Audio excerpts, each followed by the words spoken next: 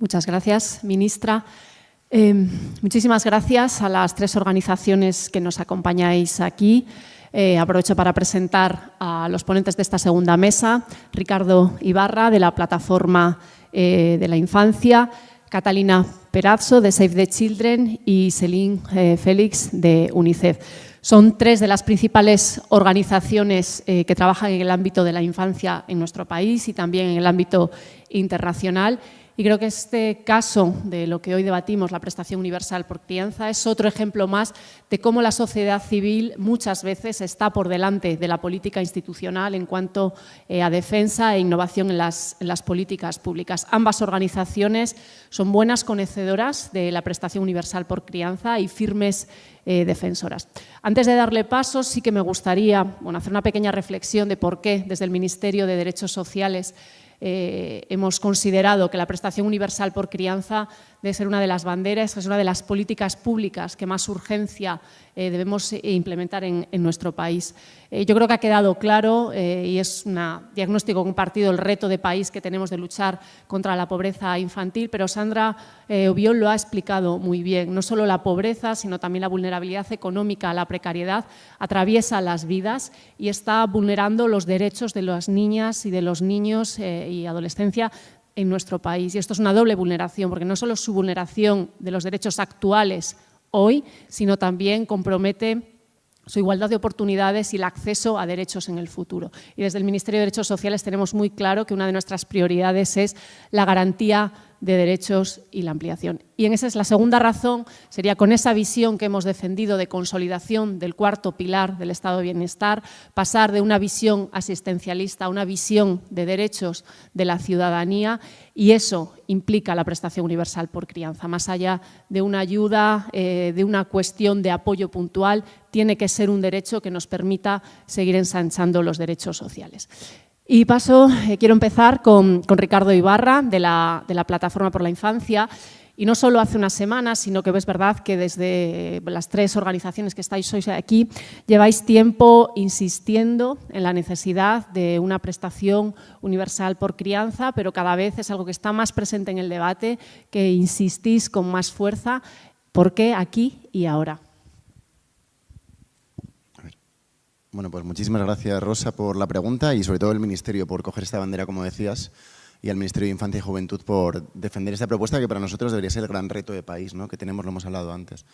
¿Por qué ahora y por qué desde las organizaciones reivindicamos esto? Bueno, la verdad que desde las organizaciones venimos trabajando en abordar los derechos que tienen los niños y las niñas y los problemas que viven, y al final cuando abordamos el tema de la pobreza infantil no solo es un problema muy grave por la cantidad de niños que están afectados, sino porque la pobreza al final es un limitante para muchísimos derechos, ¿no?, en el ejercicio de los mismos. Lo hemos hablado antes, se ha mencionado en las ponencias anteriores, pero al final la pobreza lo solemos traducir o explicar que es como una especie de una cicatriz, ¿no?, porque te afecta en el momento que eres niño o niña, como esa herida, pero te marca toda la vida, ¿no? Al final los niños que viven en pobreza, si lo viven desde muy pequeños, pues vemos que afecta a su desarrollo cognitivo, afecta a su fracaso escolar, a la correlación que hay especialmente en España, además de obesidad infantil y pobreza, la probabilidad de sufrir algunas enfermedades, de tener más problemas de salud mental y al final de ser incluso también una situación más precaria cuando eres adulto, ¿no? Es esa transmisión intergeneracional de la pobreza que, como decía la ministra Sira, ¿no?, al final se hereda esa pobreza que vives en la infancia si no tomamos medidas, ¿no? Entonces, como afecta tantísimo al ejercicio de derechos, desde las organizaciones pues hemos planteado siempre que este debería ser el gran reto y problema que estamos planteando, porque, lo hemos dicho antes, España es la cuarta economía de la zona euro y no puede ser que tengamos estos datos de pobreza infantil. En ese sentido, nosotros cuando planteamos cómo abordarlo, es cierto que es un problema multidimensional y hemos planteado que hay que plantear otras medidas también, pues los comedores escolares, el plantear también el cubrir el oculista, el dentista, el cubrir a través de ciertos servicios ciertas dimensiones de la pobreza, y la vivienda, que es un tema que no se ha mencionado, pero que también tiene un impacto tremendo en la vida de muchos niños y niñas y en los datos de pobreza en nuestro país. Pero es que partimos de una situación muy mala en España, ¿no? Hay unos datos muy, muy, muy graves y cuando nos comparamos con la media europea estamos muy por encima, precisamente porque lo que nos falta es una gran política de garantía de rentas, como tendría que ser esa prestación, ¿no? Y entonces para las organizaciones la verdad que no hubo gran debate sobre qué medidas plantear, porque la evidencia es muy clara, ¿no? Cuando comparamos con otros países, que lo va a contar luego mi compañera Catalina, lo que realmente funciona son esas prestaciones universales, ¿no? Lo hablábamos en la mesa anterior, para evitar precisamente ese non-take-up que genera el tener que justificar por qué eres pobre y porque no es incompatible una política focalizada con una política universal. Es un falso debate que estamos planteando. Y en ese sentido lo que veíamos más coherente es avanzar en esa política universal, en esa prestación universal, a la cual hemos trabajado además haciendo simulaciones. Hay una propuesta de las organizaciones en 4 distintos escenarios que lo que buscan es precisamente lo que ya existe y romper ese falso debate en el cual de por qué darle dinero a los ricos. Bueno, la gente que hace declaración de la renta ya tiene algunas desgravaciones fiscales, probablemente no suficientes, pero ya existen. Los que no lo están beneficiando es los que no hacen la declaración de la renta. Y ahí planteamos un impuesto negativo que lo que plantearía es garantizar un ingreso mensual a todas las familias, que puede ser modulable o no modulable, que puede ser fijo o no, pero lo que tenemos que es avanzar hacia ese tipo de modelos. Podemos garantizar que hay un IMV y un CAP y que para nosotros es muy positivo y es necesario para esa pobreza más intensa, pero es que tenemos que ir mucho más allá, porque además, aparte del problema de pobreza infantil, también tenemos que abordar otros problemas como es el tema de la natalidad y la gente que quiere tener hijos y no lo hace por razones económicas, o el problema de la crianza, que también es otro melón que algún día también tendríamos que plantear en este país, ¿no? Con lo cual, para nosotros es que es la solución clara, evidente, y en el momento que estudias la materia, es que lo que te preguntas es ¿por qué no lo hemos hecho antes? Esa es la gran pregunta que deberíamos hacernos como país.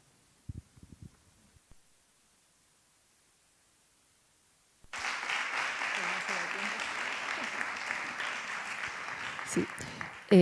Muchas gracias. Le doy la palabra ahora a Catalina Perazzo. Hemos visto en la mesa anterior, ha salido varias veces el ejemplo de Polonia, pero es cierto que esta política pública, esta prestación universal por crianza existe ya en otros países de la Unión Europea. Vosotros habéis trabajado bien en políticas comparativas, o sea, en análisis comparativos entre diferentes países. ¿Qué conclusiones ha llegado o qué conclusiones arrojan esta comparación entre las distintas políticas de crianza? Bueno, pues muchísimas gracias. Me uno a los agradecimientos, ¿no?, de todas por estar aquí, por poner foco en esta realidad que vemos en el día a día, ¿no?, que es tan necesaria. Como con todo, ¿no?, en el diseño de las políticas públicas es indispensable el análisis, la evaluación y la comparativa con los países del entorno, porque al final la evidencia y el conocimiento científico, como el que ha sido expuesto en la mesa anterior, tienen que ser la base para definir las políticas públicas que atiendan a los retos y las problemáticas que vemos, ¿no?, en los niños, las niñas y sus familias. Entonces tenemos que escuchar y aprender de esa evidencia que, como decía Ricardo, lo que nos muestra es que estamos llegando tarde. En este estudio que hicimos entre la Plataforma de Infancia, UNICEF y Save the Children, miramos a los países de la OCDE y distintas regiones y lo que veíamos era que la práctica totalidad cuentan con asignaciones familiares por hijo orientadas, ¿no?, a esta compensación de los gastos generales que supone la crianza. Lo que veíamos era que estas asignaciones familiares, junto al resto de los subsidios y las prestaciones familiares, estas ayudas tienen un impacto muy relevante, ¿no? Hemos hablado de la prevención de la pobreza infantil, de la incorporación, la inserción laboral de las madres, pero también, como decía Ricardo, de la mejora de las condiciones de salud o del rendimiento educativo en la infancia o incluso un aumento de la natalidad. Pero también una parte de este esfuerzo económico en políticas de apoyo a las familias con hijos en los países de la OCDE vemos que es a través de herramientas fiscales como desgravaciones y deducciones. De esta forma, lo que vimos es que hay una gran diversidad en cuanto al número de herramientas aplicadas en cada país y que con mayor o menor nivel de complejidad del modelo, pues hacíamos una clasificación en distintos sistemas en función de si eran más integrales o unificados o con una mayor fragmentación. Y entonces lo que veíamos ahí es que había unos sistemas que básicamente están articulados en torno a una sola prestación de carácter universal, ¿no?, que podía estar modulada o no en función de la renta, y ahí encontrábamos pues, Finlandia, Suecia, Noruega y Reino Unido. Luego había otros sistemas que lo que hacían era combinar deducciones fiscales con prestaciones universales, como puede ser Bélgica, Dinamarca y Suiza. Luego había otro sistema donde veíamos que lo que se combinaban eran deducciones fiscales con prestaciones universales y selectivas, y ahí es donde vemos pues, el grueso de Irlanda, Alemania, Austria, Francia, Holanda, Italia o Polonia, como se ha mencionado. La quinta categoría de la clasificación, lo que veíamos eran sistemas que combinaban deducciones fiscales no reembolsables y prestaciones selectivas, donde están Grecia, Portugal, Chequia o Estados Unidos. Y por último, sí que habíamos identificado sistemas o países donde solo hay deducciones fiscales. Ahí tenemos Nueva Zelanda y luego tendríamos también Estados Unidos o Japón, que lo que hacen es que tienes que elegir o prestación universal o deducción fiscal. Es decir, lo que vemos, ¿no? Y ya, centrándonos solo en la parte europea, vemos que los países del norte de Europa que tienen sistemas de protección más desarrollados, tienden a basarse en una única prestación universal. En Centro Europa vemos que hay un mayor número de prestaciones y, sin embargo, en el sur de Europa lo que vemos es que se combinan deducciones fiscales que en teoría son universales pero no son reembolsables y por tanto no llegan a las familias que más lo necesitan y tienen prestaciones focalizadas. Con lo cual lo que tenemos que ver es qué modelo es al que quiere ir España, ¿no? Lo que estamos viendo es que nos estamos quedando atrás y que al final tiene que ser una política que además siga con la tendencia de inversión en políticas sociales de la Unión Europea, ¿no? Y del Pilar Social Europeo, que de lo que habla es del derecho de los niños y niñas a una protección frente a la pobreza, pero también de los niños y niñas en entornos vulnerables de que haya políticas específicas de igualdad de oportunidades. Muchas gracias.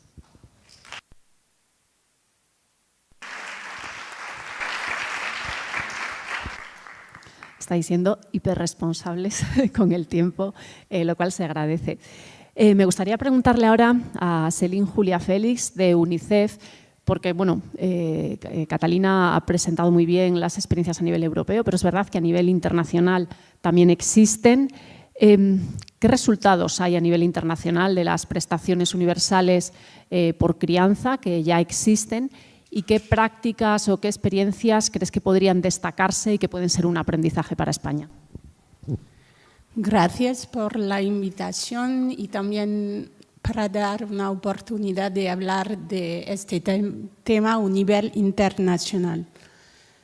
Yo pienso que hay 4 aprendizajes que se destacan de las experiencias internacionales de prestaciones monetarias universales por crianza.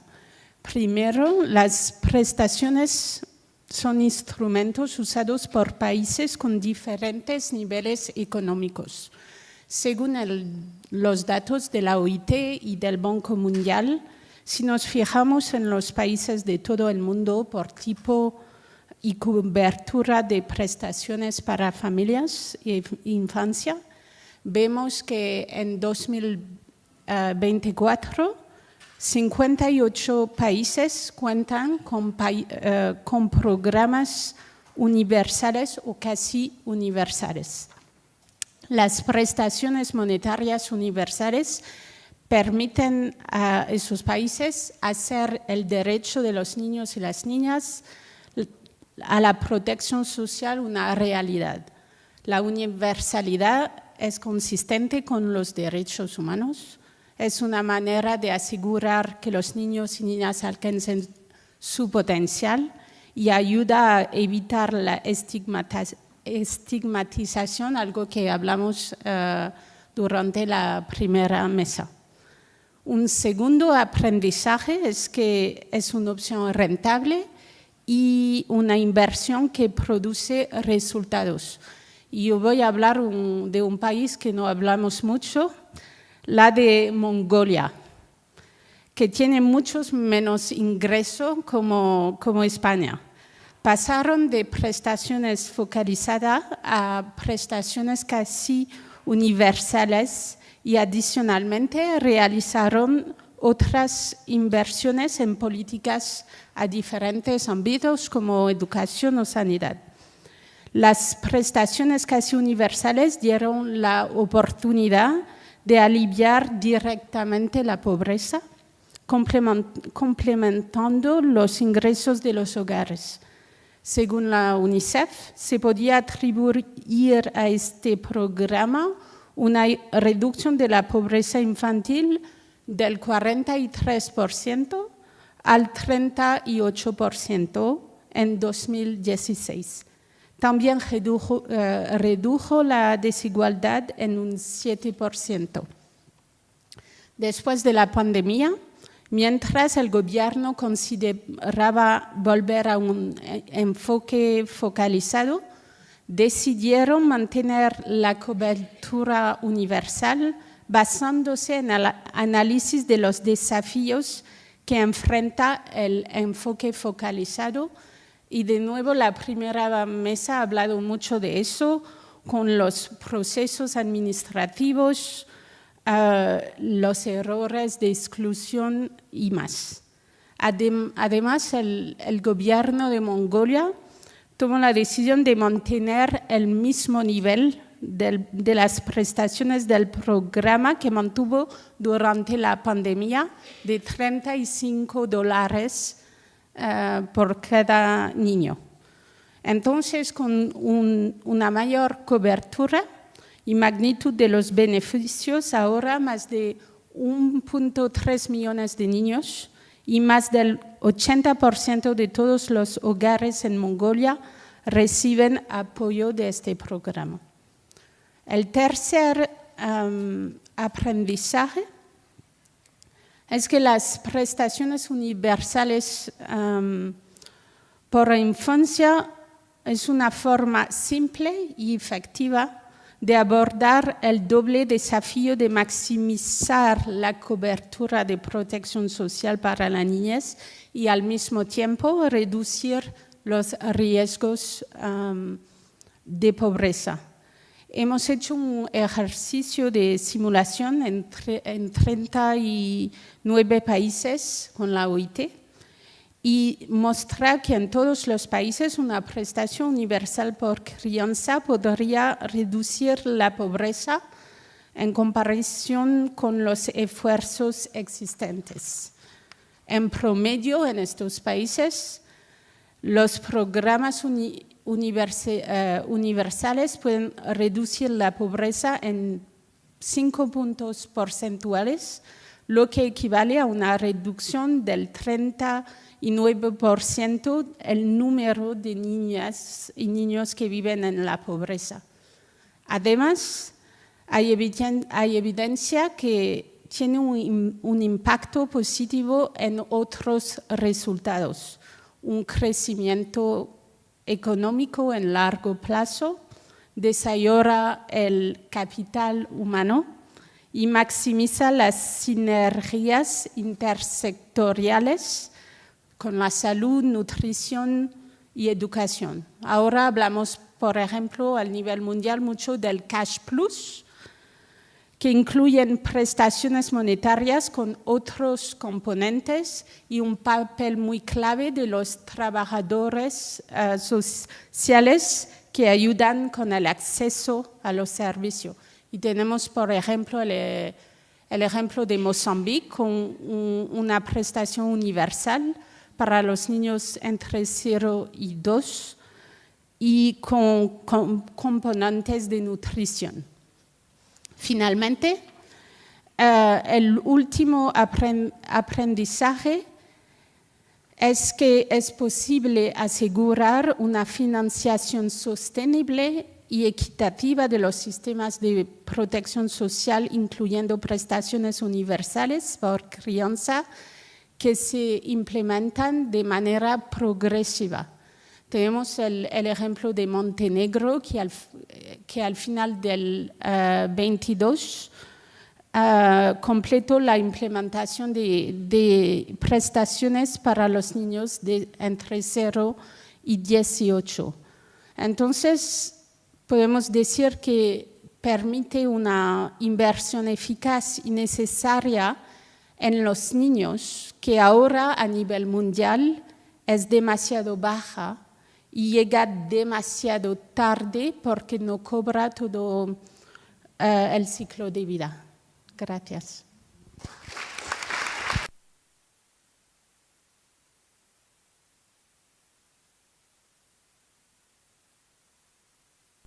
Muchas gracias, Celinas. La verdad es que es impresionante ver cómo en la otra punta del mundo es algo que ya está funcionando y que tiene resultados como inmediatos y constatables.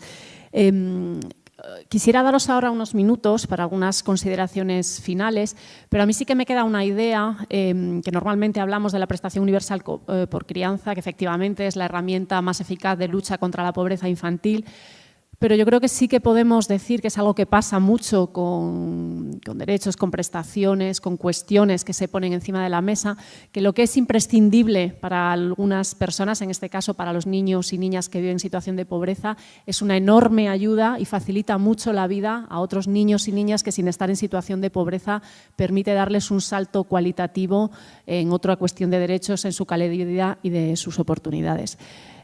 Ricardo, imagínate por un momento que tuvieras delante a una ministra de Infancia, a un ministro de Derechos Sociales y a una vicepresidenta. ¿Qué les dirías sobre la prestación universal por crianza, así como a modo de resumen? Bueno, aprovechando que están aquí, aunque creo que están bastante convencidos y convencidas, pero sí que creo que es importante que pongamos este debate en la sociedad, ¿no? Yo creo que somos conscientes, he hablado, ¿no?, que este es uno de los grandes retos de este país.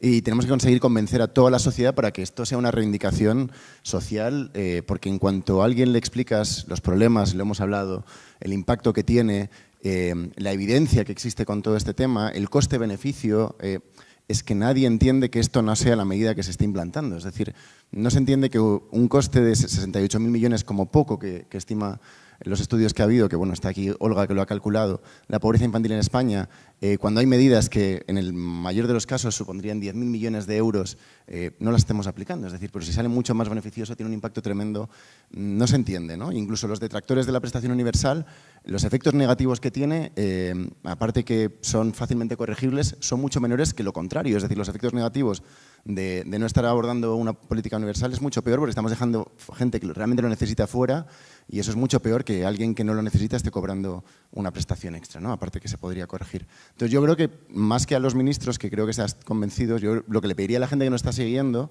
y que probablemente también está sensibilizada con este tema es que hagamos del gran debate de la legislatura y de la sociedad. Es que en cuanto la gente tenga un poco de información sobre el impacto que tendría esta política, la gente diría, pero ¿por qué estamos parcheando un problema que podemos solucionar? Que claramente sabemos cómo hacerlo, que es un coste asumible y que el impacto va a ser inmediato. Es decir, yo de verdad, será porque estoy trabajando en temas de infancia, pero en cuanto se lo explicas a alguien y dedicas más de 5 o 10 minutos, nadie lo entiende. Dice, pero ¿por qué no lo estamos haciendo? Si tenemos la cura de un problema o por lo menos podemos paliarlo, ¿por qué no lo hacemos, ¿no? Y yo creo que tenemos que conseguir que, junto con la vivienda, este sea los grandes temas de la legislatura para avanzar en una mejora y que el estado del bienestar realmente llegue a todos, no solamente a los adultos y deje fuera a los niños, como muchas veces está ocurriendo a día de hoy.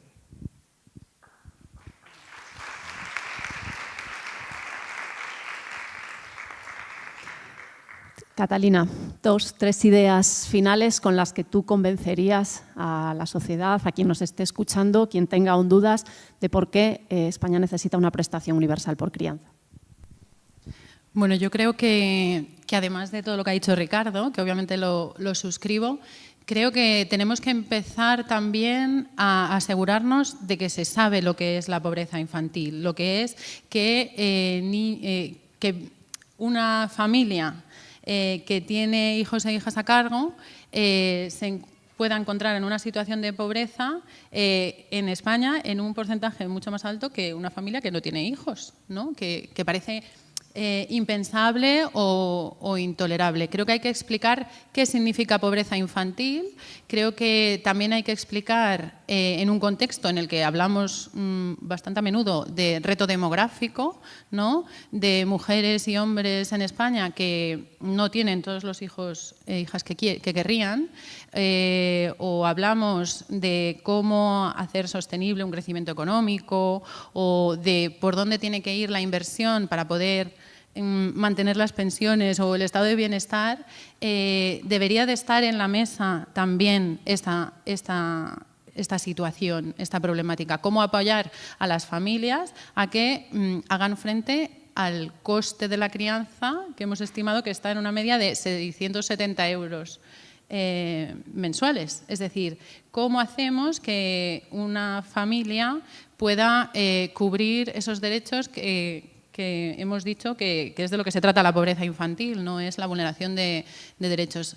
Entonces, yo creo que es importante que se sepa de qué estamos hablando.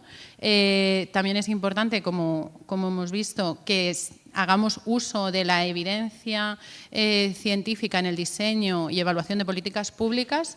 Y, por último, yo sí creo que también tenemos que tener en cuenta esa necesaria coordinación y coherencia a todos los niveles administrativos. Esta prestación o esta ayuda de apoyo a la crianza, ojalá un impuesto negativo sobre la renta, no es la única solución. De verdad tiene que ser una respuesta integral desde las políticas públicas y tal y como funciona nuestro país. Ahí necesitamos que realmente se unan todos los niveles administrativos para que sea eficiente y eficaz. Gracias.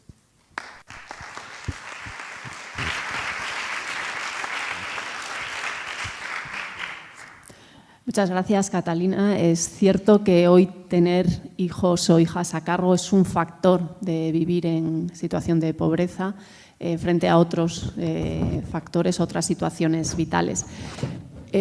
Céline, UNICEF, yo creo que sois una de las organizaciones clave y que más mensajes más potentes y más reconocidas en términos de política de la infancia. ¿Por qué defendéis, por qué apoyáis una prestación universal por crianza? Yo diría que un sistema de protección social con las prestaciones universales por crianza permite uno construir un sistema basado en derechos e inclusivo. Y adicionalmente responder eficazmente a múltiples crisis y mitigar el impacto negativo, incluido los choques de gran escala. La respuesta mundial a los efectos de la COVID ha demostrado lo poderosa que puede ser la protección social y los países con programas de prestaciones universales adaptaron con rapidez los ya existentes.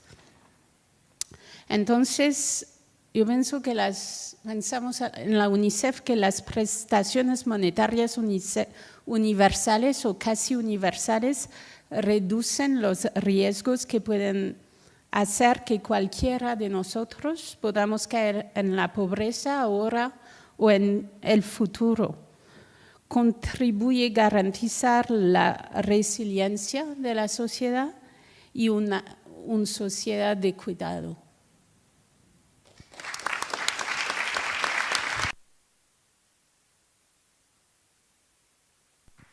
Muchísimas gracias a los tres, muchísimas gracias también a vuestras organizaciones por el trabajo que hacéis de empuje y de plantear soluciones innovadoras y diferentes para los retos, en este caso, de los derechos de los niños, niñas y adolescentes. Muchísimas gracias. Os invito ahora a volver a vuestro sitio.